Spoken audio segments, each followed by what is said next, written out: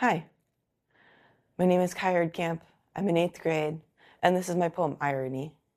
I kind of just wanted to fit as many poetic devices into my spoken word poem as I could. You know, I'm not the best at poetry. My metaphors are a nightmare, my simile skills are like Swiss cheese, full of gaps and holes. And don't even dare to delve into my dreadful alliteration. My juxtaposition skills are so-so, about as mangled as a teddy bear ripped up, the life beaten out of it on a battlefield.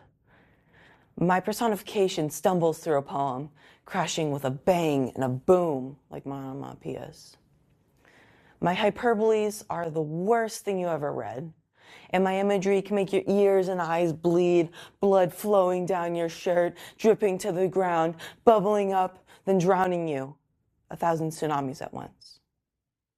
But my voltas are getting better.